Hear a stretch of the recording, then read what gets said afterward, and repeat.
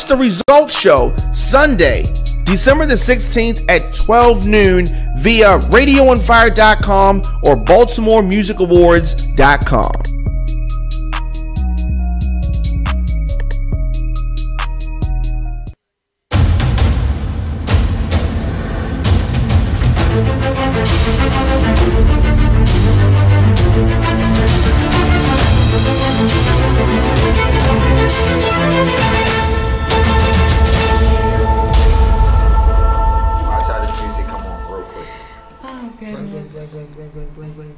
Look at her face. Hello, everyone. Good evening. Good evening. Thank you for tuning in to the RTV Radio Show each and every Tuesday, bringing in some great individuals in the community, talking about some great things in the community. Here with my co-host, Brother Nance. Peace and health. I'm great. Great. We have our special guest on this evening. We got a lot to talk about, but we're going to I got some things I need to get off my chest. Absolutely. But I do want to introduce our guest. I want to thank our special guest, Moniquika Sutton, Mo, a.k.a. Mo. Yes. For coming on the show. We're going to talk about a lot of things. When we talk about that RTV, that Restoring the Village, I can get deep, but I got some things I need to talk about. And we are going to talk about a whole holistic of things: homelessness, domestic violence, addiction, human trafficking. But what I want to talk about today at this moment is our crime in our state of Baltimore. Yes, and I'm going to turn it over to Brother Nance real quick. We're not going to stay on it, but there are some things that I need people to hear, to listen, and just to be engaged right now when we talk about the state of Baltimore. Well, I mean, definitely the city is definitely it's going crazy right now. But I just want to share a little story. Like this Sunday, there was some young brothers at the center that I work at, that I do some stuff at, and they were outside, causing mischief or whatever, and I wound up letting them in. But I had them for an hour. In that hour, the person that they was hanging with got killed behind the school. So if I didn't take the time to cook or engage with them young people, Right. they may have seen something, or you know what I mean. One of our kids actually held the little boy when it happened. You know what I mean? Like, so it's like the trauma that our kids are facing, and this city is in a state of trauma. You know what I mean? Like trauma. You know what I mean? Not drama, but trauma. You know what I mean? Like, it seems like it's drama because there's so much killing and things are going on, but it's the things that the impact it has on these kids, man. Like, it's crazy. Like, they were out of control yesterday at our program because of just the agony of what they just saw, what they just witnessed, talking about they want to hurt each other and things like that. You know what I mean? Right. So you are a product of what you see. So, I definitely inspired me to do a boys retreat. Now we're going to call it the Fire Inside Young Man's Retreat. We're going to do a spring break. I already talked to North Bay about getting it done. So I just wanted to really start the show with saying that. Like, we have to really start doing some things with our kids and have some solutions, because, again, when you're trying to find fun in a dangerous environment, you're finding anything to have fun. They were trying to set a fire in front of the building with old cigarette butts. You understand what I'm saying? Like, I said, so it made me say, well, if you want to learn how to set a fire, let's go camping. Right. And they thought I was playing. I said, we going spring break. And I actually came back today like, look, yo, I already talked to North Bay. These are the days we stand. Okay. We're going to do 24 boys. And we're using my juicing company, Healthy People Juice. We're going to use our Juice for Change fundraiser to pay for the boys. So it's no out of pocket for nobody or anything like that. So I just wanted to just share that to start the show off, because there's so much going on, especially with the sad situation with the lady who, got murdered. It's a lot. Like, her husband's going to have to go to therapy probably for a very long time. You know what I mean? Shout outs and prayers to that family, for real, you know? Absolutely. But definitely don't let it stop your giving, though. I just wanted to start it off by that. Like, I just come up with solutions, man. And I was going to say, I wanted to just kind of shift that, because we know the issues are here, and we want to make sure that we have solutions. And I'm so grateful again to have our special guest Mo on, because not only did she see some issues or problems in our communities, but she's giving back with solutions. So I do appreciate Brother Nance doing with the young men, but I want to talk about Miss Mo and the things that she's doing with our women. Again, we're going to talk about homelessness, domestic violence, addiction, human trafficking, things that she's doing to help and give back. I love the fact that you said that you know, that what God has saved you from, you want to save others. So thank you for being on the show, and thank you just It's for my stepping pleasure. up. Thanks for having me. You're very welcome. Thanks for having me. What made you get started, or what triggered, you know, for you to even be on this mission to help and to save people? So I came here originally from Philadelphia. I'm a human trafficking survivor. I came here May 7th, 2012. I literally went to 11th and Market Station in Philly, said eeny, meeny, miny, mo. I got on the bus. Baltimore was my last stop, and I've been here ever since. Nice. Wow. But I was fleeing from being held captive, forced to smoke crack, snort heroin, and forced to have sex against my will, which is called, I was being sex trafficked. A little bit of my story is I was bartending, 3 people got shot, someone died in my arms. So because of that, and because of the trauma that I experienced, I started numbing my emotions with drugs. So I originally started out smoking a drug called PCP, which gives you extreme psychosis. It's very similar to what a lot of people are smoking now, K2, which like acid. That gives you hallucinations as well. When I started using it a lot, everyone had cut me off, including my family, but my family did it to protect my son, because at this point in time they had to take my son. So and they did it out of love, because I was acting not normal, and so I burned all my bridges like most of us do when we engage in substance. We burn our bridges. Facts. So from my from me doing everything that I was doing, I became homeless. So I was walking outside for about 3 to 4 days straight. Somebody pulled over and they said, you know, you can come with me. I'll make sure you have somewhere to stay. You have somewhere to get washed. You don't have to live outside anymore. So I got in the car, and once I got in that car, my life was no longer mine. So I wasn't able to leave unless I was with him. I wasn't able to make my own choices. I wasn't able to do anything for myself. Everything I had to do for him. I had quotas that I had to make. If I did not meet those quotas, I was getting brutally beat. I have bruises on my body. I have burn marks on my body. I was hit in the face with the bottom of a gun. I have been through a lot. I've been I'm about to say it. I'm saying I've been through a lot. Look great, to make though. a long story short, thank you. To make a long story short, because of my past, and again, because God saved me, I'm a firm believer that He saved me so I can help save others. Absolutely. And so this is why I help homeless individuals. I help individuals that are addicted to substances. I help women that are going through domestic violence situations, whether they're ready to get out or not. I'm going to be with you and help you until you are ready to get out. Because I understand some women aren't ready, and some people just, you know, run away from them or cut them off because it's like, well, she keep going back. She keep going back. It's 1,000,001 reasons why women do decide to keep going back, and it's. Can we talk about what are some reasons that a woman would? Yeah, I was about to. You took the So question right it's off my mouth. self-esteem issues. It's issues of, if I leave, where am I going? Who's going to take care of me? Their man or their partner made them believe for so long that they were nothing, they're worth nothing, no one else is going to love them, to where they actually believe it.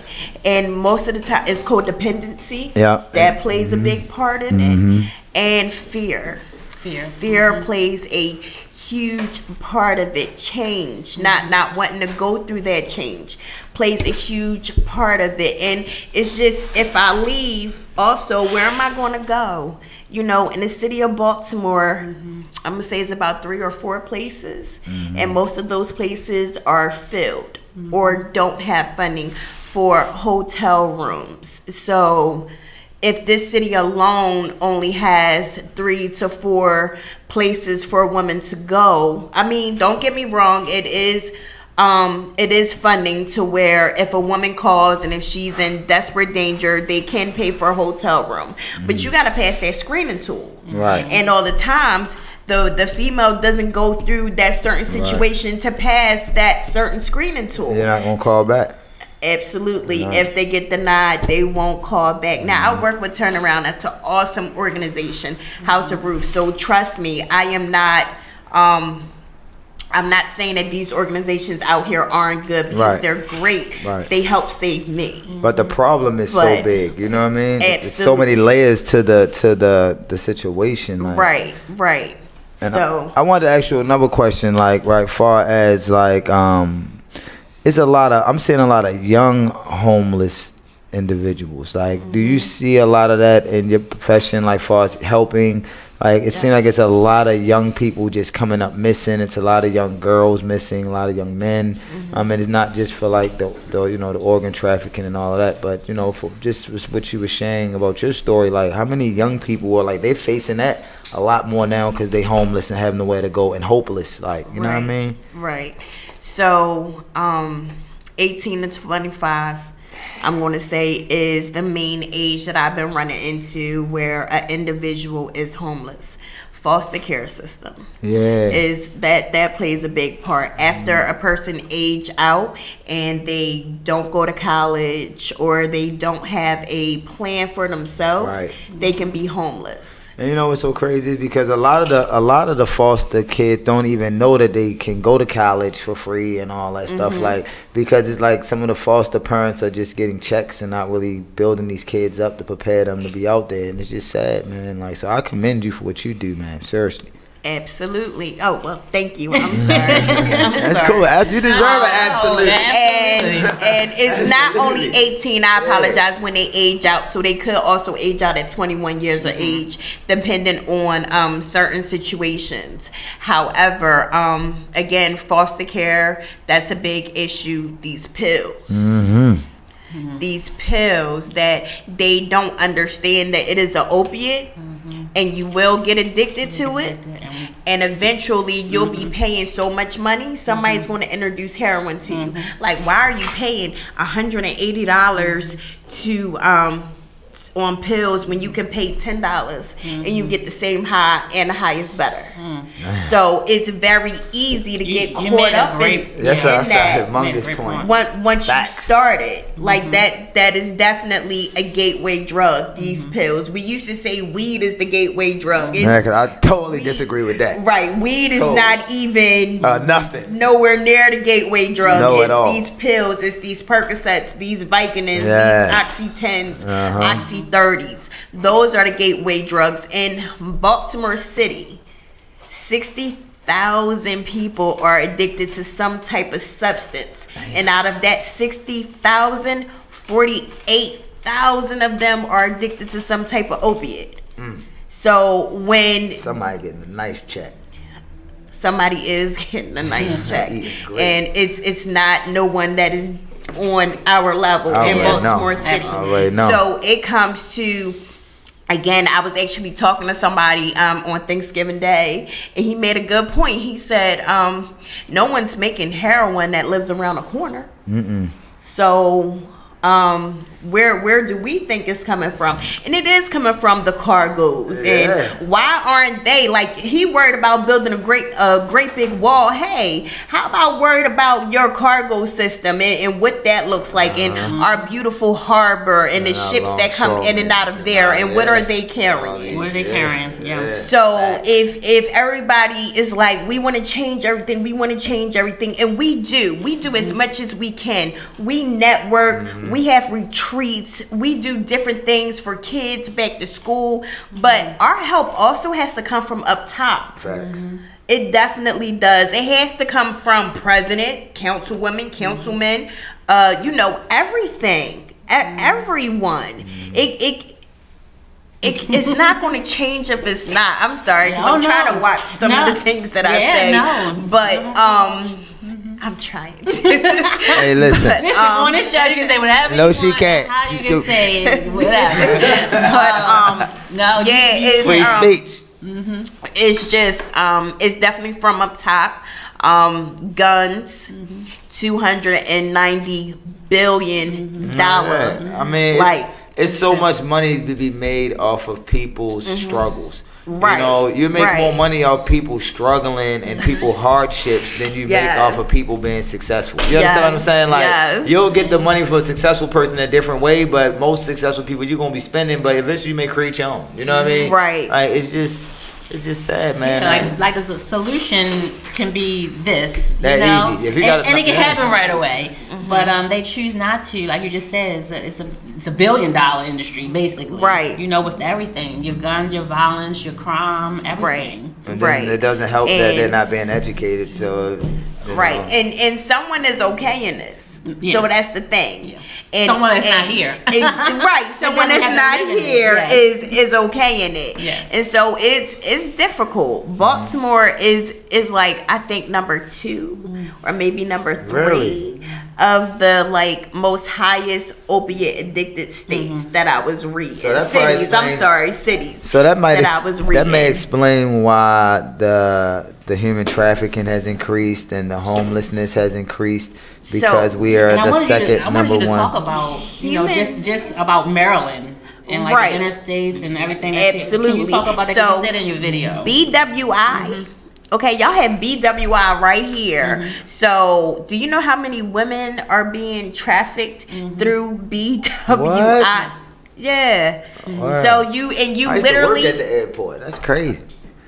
So did Somebody- you ever I pay used to attention? pay attention. There'd be some crazy stuff coming through. People Right. and older men with like super young women right. and yeah. But it's the ones that didn't look crazy that walked right by you. Yeah, facts. Trust me. Yeah, traveling, So- look real nice, got the money. Absolutely. And, yeah, giving the big tips. So, right, we got BWI, we got the casinos here. So, Horseshoe is also big with the hotel that is with the Horseshoe. So much money is made out of that one casino. It makes no sense. Yo, that is yo. What the? So, it's just with human trafficking in Baltimore City, it is very heavy. It happens in everyone's neighborhood. People look at the girls on the corner and they look at them like in disgrace and in disgust, but they don't even know whether or not they want to be out there. Right. You don't know whether or not their pimp is sitting in the car down the block, making And like you sure. said, fear. Right, Man. making sure that they get in the car, they make that money, they get out the car, and they're handing their money over to their pimp. Like you don't know whether or not that pimp is telling you, well, I know where your kid stays at, I know where your kid goes to school at, so you try to run if you want to. So that girl is being, held captive, and people would never even know it. And it's, when I was teaching, there was a young lady that I was teaching. I can't really say where it was at, but she was actually being pimped by another young student. You know what I mean? And I was just like, damn, like, where'd the mentality of that like come from? Like, there's a lot of young brothers out there doing that right now. Right. Absolutely, at a young age, because they're doing what they saw. And the young girl that probably fell for it probably has a low self-esteem, probably parents, not saying that they're not good parents, but it's parents that couldn't afford her the things that she wanted, not the things that she needed, but the things that she wanted. So then you have another kid that walk up to you and say, oh, you want that $200 Remy hair? Just come to this party with me and I can make sure you get that. And so you kind of get you get coerced into doing it, and you don't even know that that's what's going on. And kids, they're naive and they just want what they want when they want it. Right, so if everything that glitters to them is gold. So preying on people's insecurities and hopelessness is good, and lack of knowledge. And look at this, the community that you have it's very accessible to doing that. Because even with our young boys, you're seeing that with the drugs. You're seeing that, you know, they want to fast money. Age in Maryland. 12 is the average age in Maryland. It is. She's absolutely right. Hey, Monique. She's looking on down here. Hi. I'm sorry. Hi, Monique. But so I was just saying, you have people like in their desperate moments. So you have even your young men, your young guys. They want that fast money. They want that fast life. Even the girls, like you just said, the Remy hair. You know, they just don't even know that they are being, I don't say pimp, but trafficked that way because of trying to offer them something that they're looking for. They don't see it as trafficking. They see it as like they been down for their homeboy. No, or that's they boo. That's they boo. Right. That's crazy. Right, that's they boo. So you about 15, 16 years old, but your boo is 25 to 30. That's a problem. Yes. But they're going to do what they can to keep it from their parents. And again, that's their boo. And it's very easy to, of course, to manipulate a person of that age. So you always want to make your boo happy. So if your boo be like, well, if you can do this to my friends, I'll buy you those $400 pair of sneakers that you want. And nobody knows what you got going on or nothing. You just got this. Right. It's that easy. You're going to do that. You're going to do whatever it takes to please that person. So that's basically what's happening in Baltimore let's City. talk about because that's Monique actually mentioned like the 1 in 6 runaways or traffic. Let's talk about like the runaways, and I guess you kind of hit why they're running away, why they're going back. It could be of fear. It could be that they're afraid that something's going to happen to themselves or their family if they don't go back. Right. Or are you looking at some that may be addicted to drugs now, or just like you said, that self-esteem? Like, what would make a person continue to be runaways and continue to go back? So I think what Monique is talking about is basically like kids that's running away from their homes. And that can happen for a couple of reasons. They could be getting abused in their home. They could just be being, mistreated in their home, or they could just be being rebellious. Their parents got too many rules, and those are the rules that they're not going to follow no matter what. Or again, it's stuff going on in the home that nobody is identifying. Some of these school teachers and some of these school counselors aren't trained on certain signs to look at. It's a reason why Derek keep coming to school beating people up. It's not because he want to be a bully. What is happening in that home that's making him come to school and want to do that? So it's a lot of factors, and when you are a runaway, you're trying to find anyone that's going to love you, and you're trying to find anyone that's basically going to take you in. So that's an easy way, again, to be manipulated and to be coerced and living that life. Or that's an easy way for you to be kidnapped. Somebody, DJ Sugarbad said, parenting if it's there, like parenting if it's there. He was like, parenting. He says, there's some truth in what you're saying. But it's I can't even open this. No, she said. Tiffany, let me, just because she's commenting on here, I do want to give a shout out to S Monique, because she has an organization known as Monique, and I know you work with her, as well as Tiffany Macklin, Councilman Christopher Burnett. They are doing some great things with the entire initiative of human trafficking, and you play a part in that. I remember hearing your story at one of the forums. So again, continue to speak on it. Survivors speak out, because you don't know, someone may need to hear your story, and they can and they will. It can happen that they can be removed from that situation, and you're a living proof of that. Right. So I did want to say, because they're on here, and again, I'm gonna tag all of them on here. But that's good, and they're sharing it, so this is awesome. But there are definitely people out here. There are funding for human trafficking as well. I wanted to talk about like the homelessness. I think Brother Nance already kind of hit a question of it, but I wanted to dive more. Are you seeing a lot of young homeless people? Because I'm actually seeing a lot of teenagers out on the street. Homeless. We do. And are they homeless? So. We do. So in Baltimore last year, A statistic says it was 2,066 people in Baltimore City being homeless. Baltimore City, absolutely. That they know of. 200. 2,000. I'm sorry. I'm going to say 2. I'm going to say 2. That I'm just stuck on that. I'm stuck on that. Because you won't even know a child or youth don't have a home. Because most of the time they couch surfing. Right. Or, you know what I mean, hanging over friends' houses. Right. You know what I mean? And it's kind of the thing to do for the kids to wear the same clothes for days. Like, you know what I mean? Like, so it's damn, that's... Right. This 2,000. This 2,066 in general, or you talking about young? In general. In general, okay. In general. All right. In general. I was going to say, oh my gosh. You know. Yeah, no, not just youth in general. But for our youth is foster care. When you age out of foster care and there's not a proper plan for you, we have women and men that come into our office. And it's because of foster care that they are homeless. Or again, you get addicted to some type of substance and you burn all of your bridges. You are going to wind up becoming homeless. So I was 26 when this happened to me. So I was still considered a youth.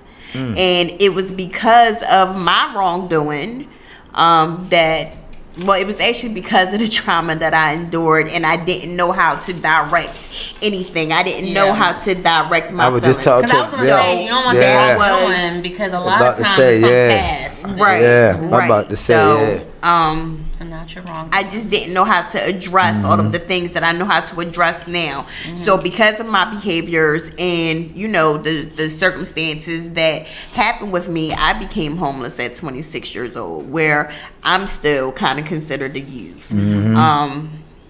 Some parents has substance abuse issues. Facts. So with that being said, that's how a younger individual could become homeless. Parents are selling their children as well. So if you come to a point where you don't want to be sold no more, that's going to make you run away as well. So homelessness in youth, I think foster care and substance abuse also plays like a huge part. I'm going to say about 70%. Yeah, I agree with that. Of that totally, part. I agree with that. And I guess the other, we said 70. You said 70%. I would say 30% education. You know, uneducated mind. You know what I mean? Like, these kids are graduating and can't read, even in foster care. You know what I mean? Right. Can't read, write, can't think. You know, and it's just, man, I didn't even know it. Like, that statistic is crazy. When I saw when I heard your testimony, that was the first time. Before, I think I saw it on the news, but I looked at it and I said, wow, like, just your strength. And you even said in the beginning, you said Baltimore, that was the stop. So I always just look at it and say, you know, I'm always gonna God's plan, right? You know, and you come here to Baltimore where there's a high rate of that, and your voice, like I stated, and will confirm, will do wonders. You will help some people out, a lot of people, but your strength. You know, you have to. There are women that probably believe that. I've come across women that may say that they've placed themselves in it. This is their wrongdoing. I don't think you meant to say it that way. Right. But there are women that are saying that often, and when we talk, it turns like a counselor sometimes. But when we talk, we often find out that, like you just stated, there are some things from the past. Right. That has. There's broken homes.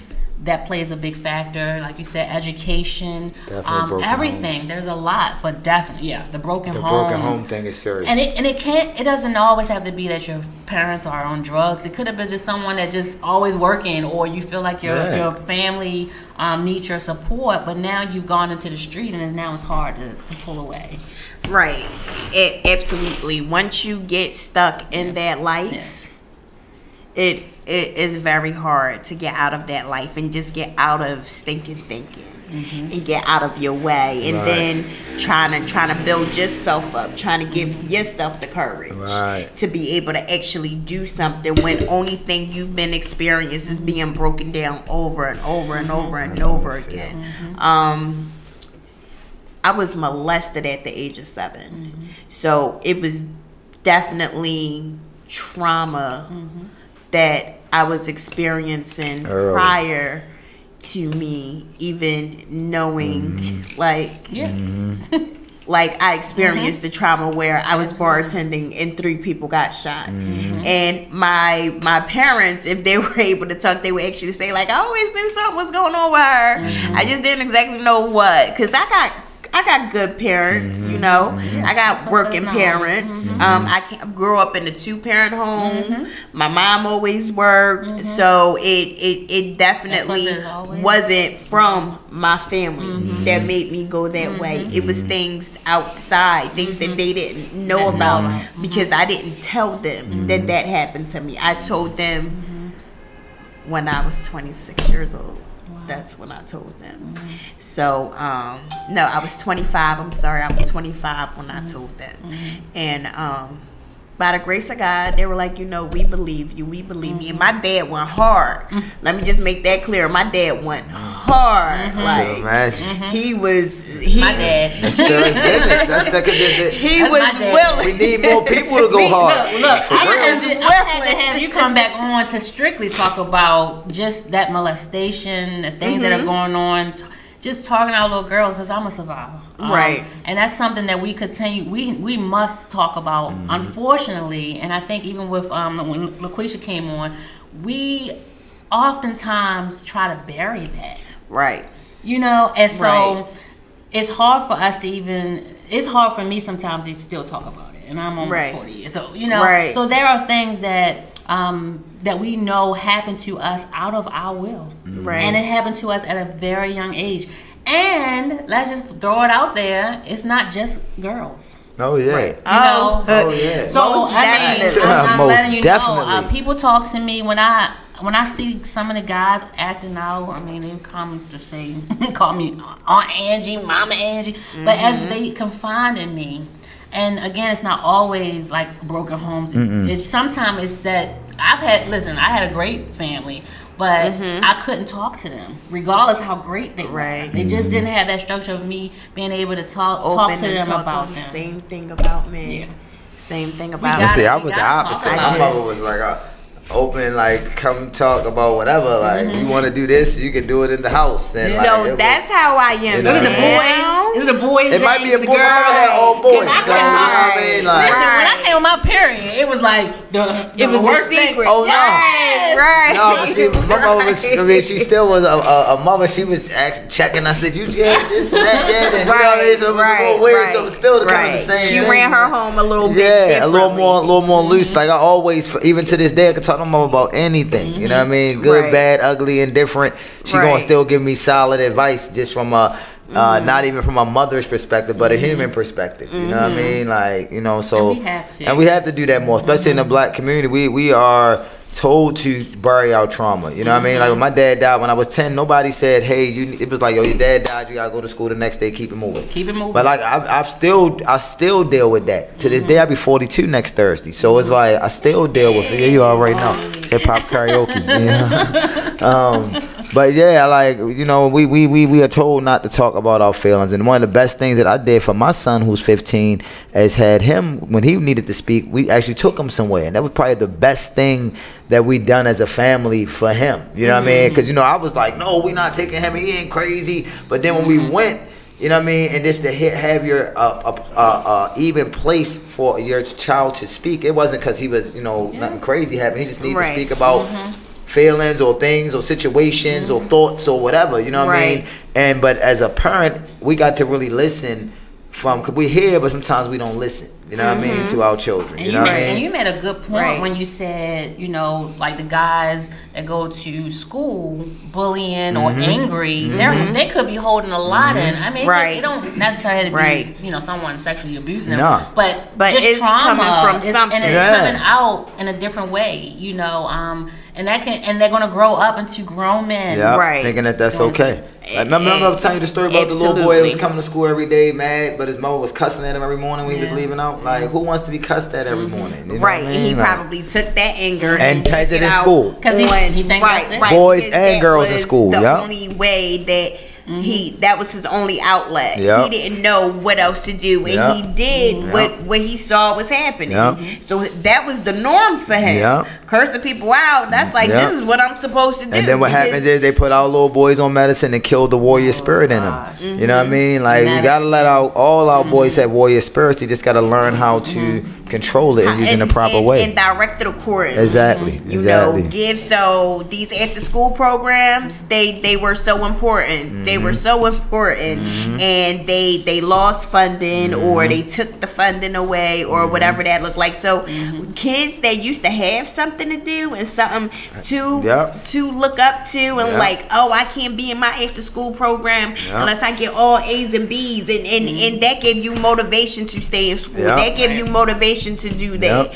When they decided to take these after school programs out, they took that away from kids too. Yeah, they did. They took away the reason for them to want to do better. But I just, since you guys was talking about males, I just wanted to touch on also males are domestic violence victims as well. Males are human trafficking victims as well. It's just that males won't openly speak about it as women would, but there's definitely statistics on that. Mental health. So oh man, that's like that's why I said. So we're not going to mental health, right? Word. But just to say a little bit about that, women would go get treatment sooner than men. Oh yeah, absolutely. And that's just on reality. Everything. And I think mental health plays a big issue into homelessness with youth as well. Oh yeah. Yeah, absolutely. Mental health can run in people's families. Some people think it's genetic, some people don't, whatever that looks like. But I do believe in a sense that it is genetic. That's just how I feel about that situation. However, mental health also plays a big issue in homelessness, and people don't shine the light on males the way they shine it on females. Facts. And I don't really know why that is.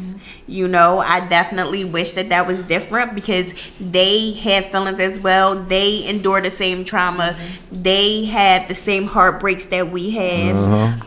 But it's like as they're growing up, because I remember like my dad, of course his baby girl would listen, but the boys, you better not cry. You know, boys don't do that. Yeah, that's not nice. Until he got older. Right. And he began, but I believe that was just learned behavior. Yeah, right. Of course. Definitely, because my father, before he passed, it was like he was broken to the point where, I mean, speaking out, you know, letting me know I wish I would have done X, Y, Z. You know?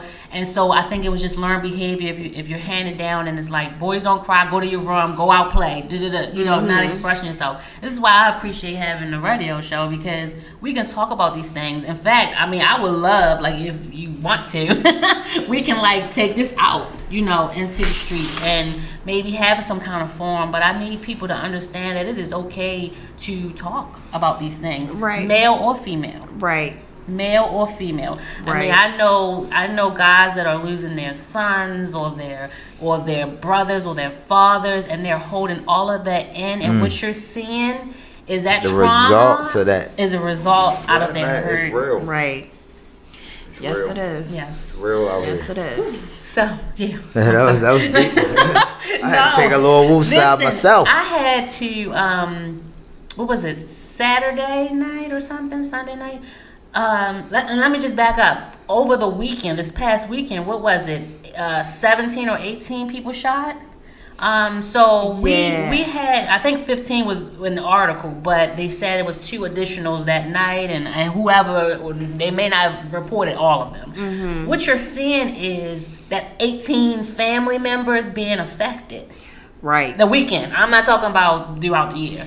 You're seeing retaliation. You're seeing people that are getting on drugs because they're trying to numb themselves. You're seeing results from trauma. This trauma. And this is real. This is why I wanted to kind of bring that in first, because we have to come up with some vital solutions. That's why I said kudos to you. Just continue to speak. It's hard, and I don't know how you are, but every time I know when I have to deal with a loss of someone, when having a loss of my husband, every time is hard. And they just had a triple shooting on the same street. My husband was stabbed, and that did something to me. Right. When you have to talk to young women and you're talking about human trafficking, sometimes you're talking about your story, and I'm sure deep down you're going back sometimes to look at that. Right. And I'm sure, you know, talking to the youth, you can see and hear, I don't want to say the hopelessness, but it could be the pain. The pain. We live in a loveless generation. These children are not getting love. One of your basic needs, your birthright, is to be loved. You know what I mean? To be loved on. You know what I mean? As a human. So kudos to you for doing this retreat for the. I have to do that. Like I had to do that. Yes, I was about to drill him at the end. Like, can anybody go? I had to do What's that. the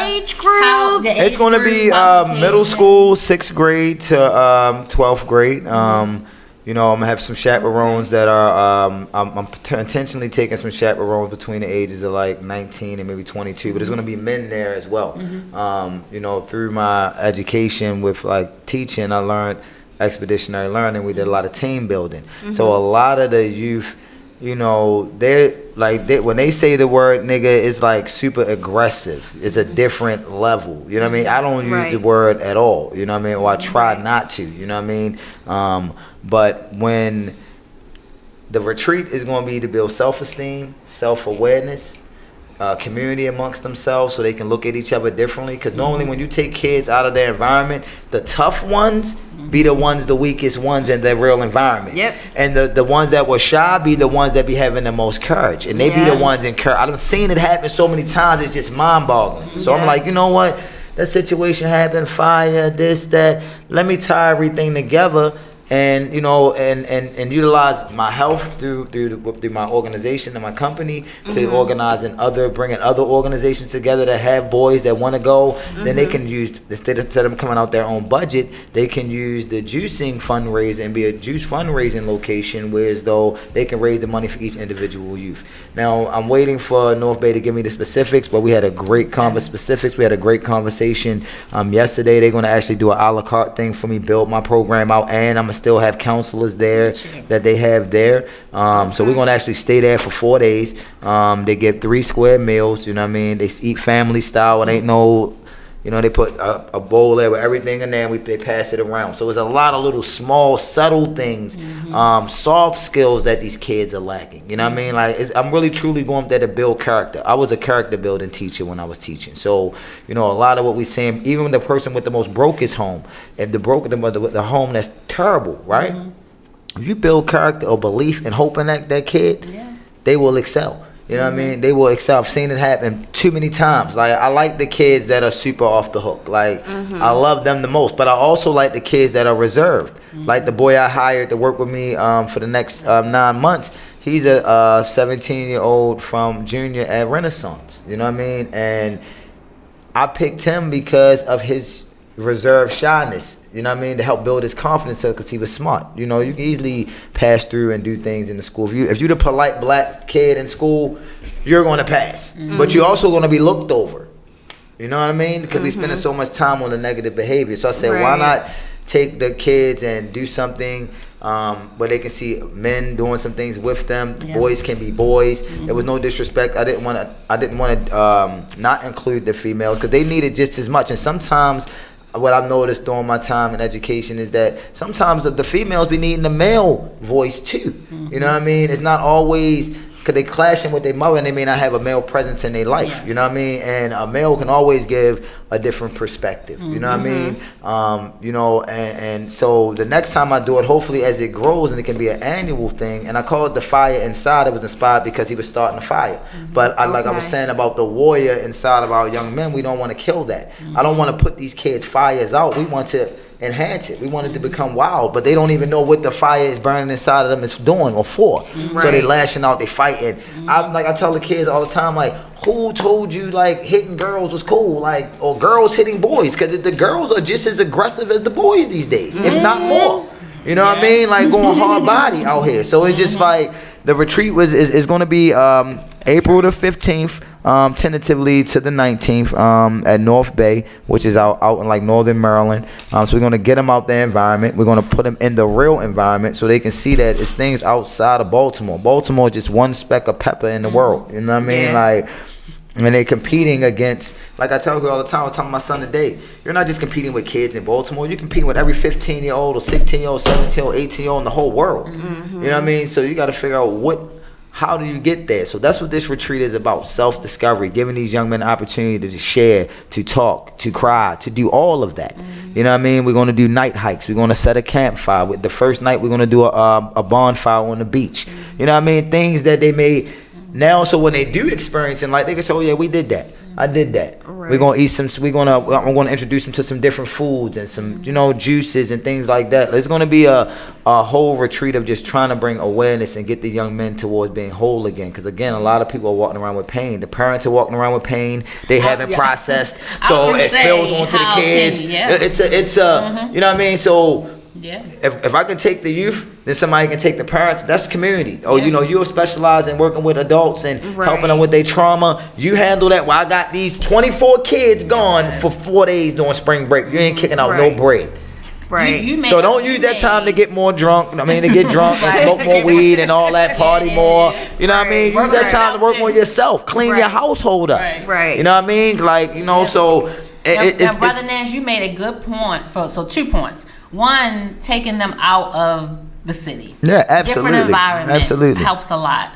I often say, even though it's not so much of a big difference, I grew up in Park Heights. The best thing for me was coming on the other side of town, to get out of that community, to know that there's different in Baltimore City, let alone going further. But I'm just saying, as a child, that made a big difference, changing environments. So that's one good point. Second one was, I remember when I was going through, the loss of my husband, I didn't know how to deal with me, let alone when my child was trying to open up. I didn't want to hear it because I was still hurting. Right, exactly. So you made a very good point that our parents, they don't even know how to adjust, how to, acknowledge the pain and the hurt, let alone to have someone else do it. And they also probably don't even want to even talk about a therapist. Exactly. So yeah. Because they already, it's already enough therapy being pushed on the kids in school, you know what I mean, and the parents and all that. So it's just like, it's just important. It's 2 powerhouses.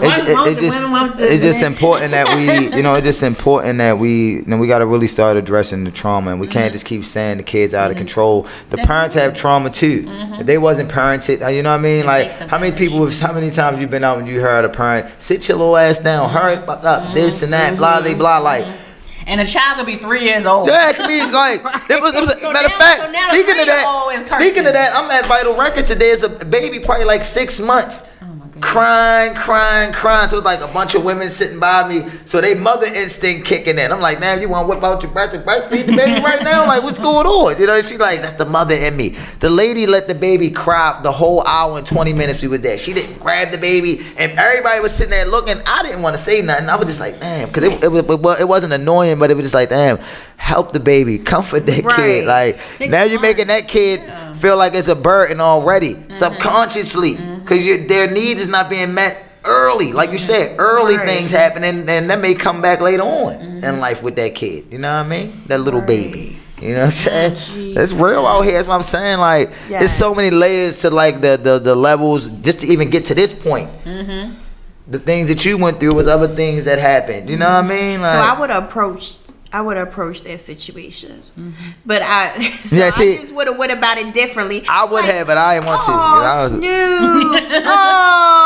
What's wrong? I was like, what I mean? I just would have approached the kid, to make the mother. But see, you would approach it that way, BC. But everybody else was angry at the mother. You can hear people talking like, "Why is she like that?" Instead of them saying, "You know what? Let me go help this young," because she had another kid with her. She had a little baby. Like, she trying to get Vital Records, filling out stuff. Like, but she don't know, you know what I mean? Right. And you just sitting there, people just they're talking like, yo, she need to hurry up and get that baby out of here. And instead of them saying like how you would have did, oh, let me hold a little bit. Me, I wasn't doing that. I mean, I couldn't do it. I'm a black man with a bed in Baltimore. I'm First of all, I be hold my child because I'm not walking up with nobody else's kid.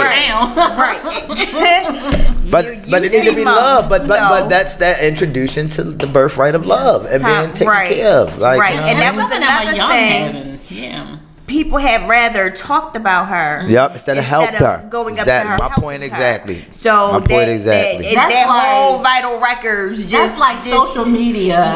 Right. You're rather record the problem, let it go viral instead of help. Now, you ever see somebody like we used to tell my mother to stop jumping out of cars when people was fighting when we was kids. My mother used to pull over, jump out the car, break the kid, because she was a teacher.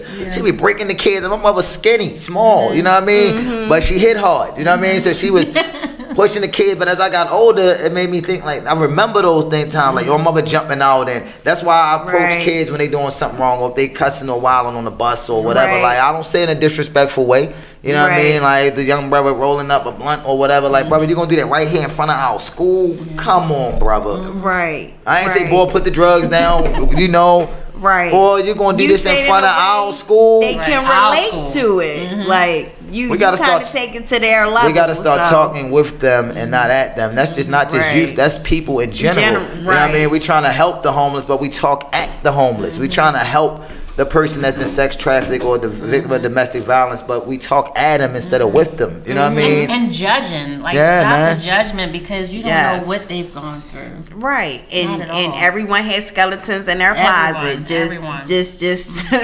So let me ask you a question then. So I know you said you got a day job, right? I know you can't talk about that, but is it some things you do outside of that, or is it any way that if any? Because I had somebody listening from Brooklyn today, and a couple of people, a couple of sisters said, "You're a strong sister." Salute. Is it any way? Thank you. Did you have any do you have a program or a website, or I mean, you should if you don't.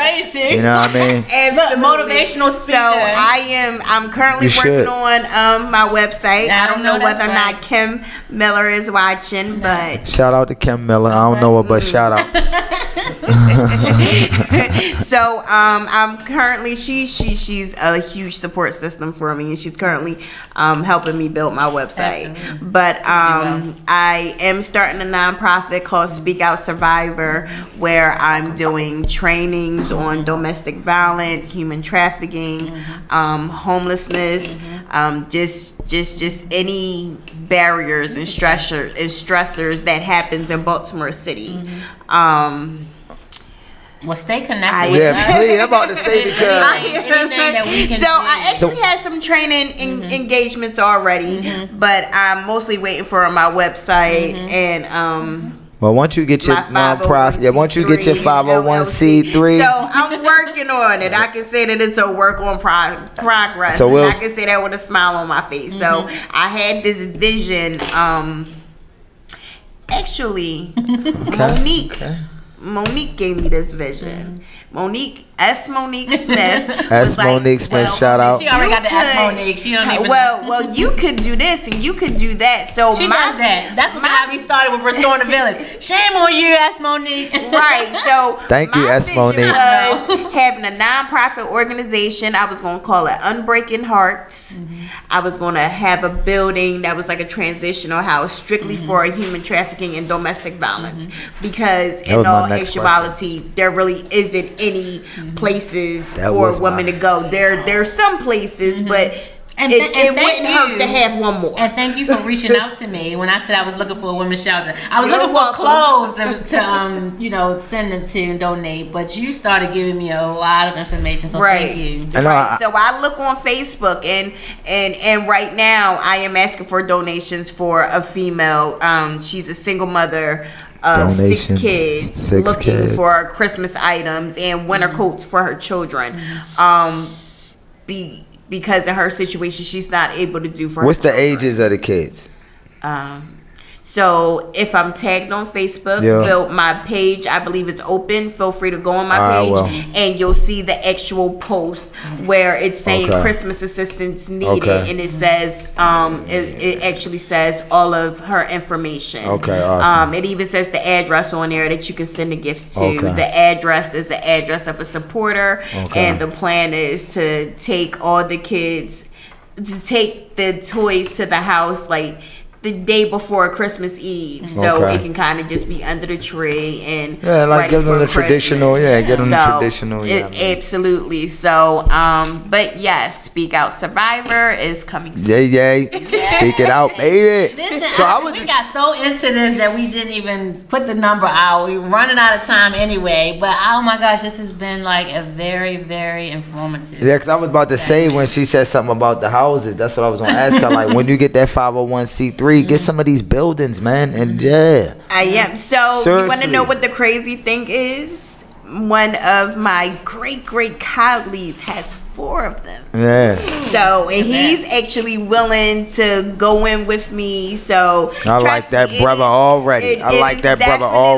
Those are the solutions, man. Because like I said, we can have all the programs in the world, but if you don't have nowhere for them to go be at, you know what I mean? Like you just sending them back to the wolves. It's like I'm gonna feed you, but I'm gonna send you back home where you can't wash up, you can't do nothing, you can't talk, you can't do nothing. But I'm gonna feed you. I'm gonna give you all the programs. I'm gonna give you everything.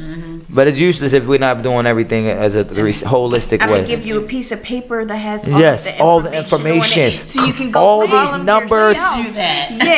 Like okay. Well, if I was able to do that, then I would have never had to come here in the first place. Now would I? Give them everything. So I'm excited for you. I'm excited for your thing, and I definitely want to see how my company, Healthy People Juice, can be involved with that situation. Period. Or I was just gonna say, I love it when you're a domestic violence victim and they, it's certain signs that someone can kind of pick up that the situation just isn't right, but they can't really do anything to take the male out of the room. So they try to slip pieces of papers. Like, what if the woman don't know how to read? Facts. Like, only thing you do when you go in an emergency room is transportation, read everything. Right, you tell somebody to sign, and then you got the X where they have to sign at. So it's 59% of women that go into the emergency room with a broken bone is because of domestic violence. But it's some of these people that's unfortunately in the emergency room that don't have the knowledge, that don't have the training, that don't know what to look out for. They know how to take vitals, take your temperature, and ask you what hurts, and that's about it.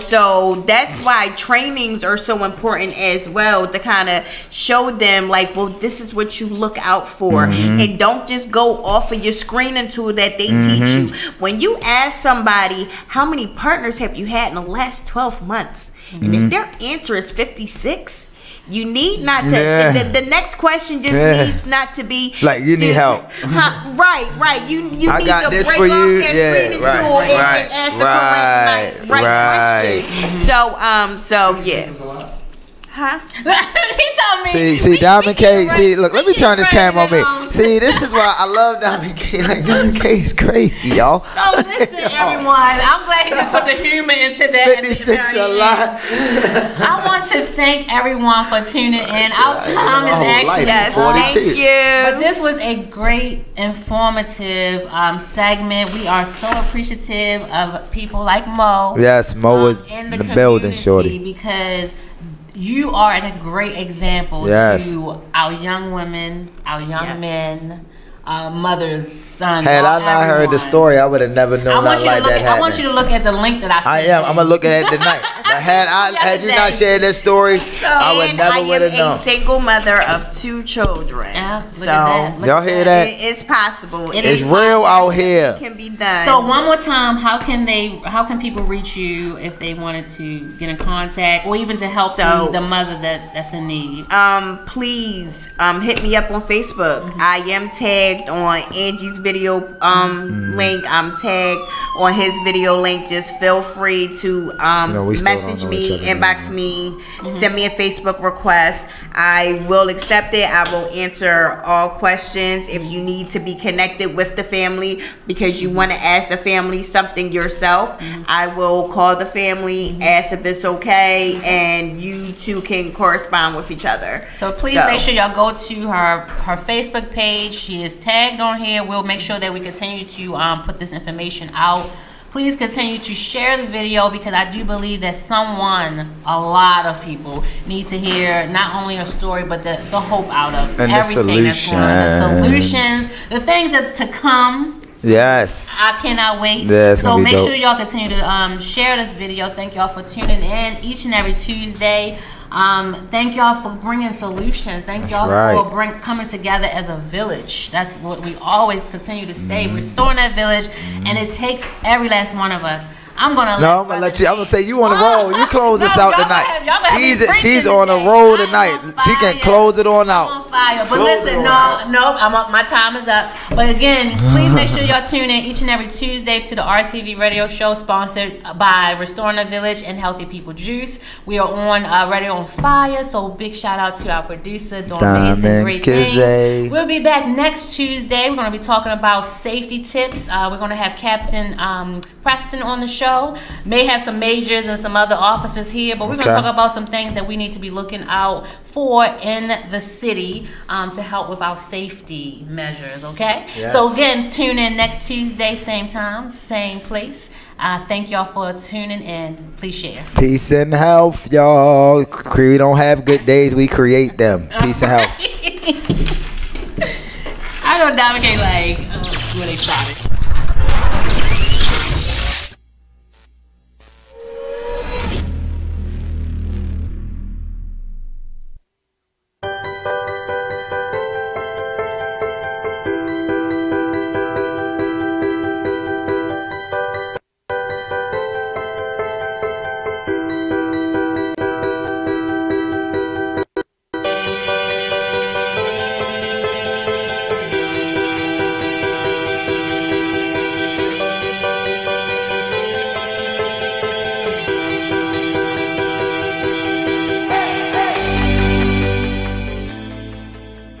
Cast your votes right now for the 8th Annual Baltimore Music Awards. The Baltimore Music Awards is something that's thrown every year to acknowledge you.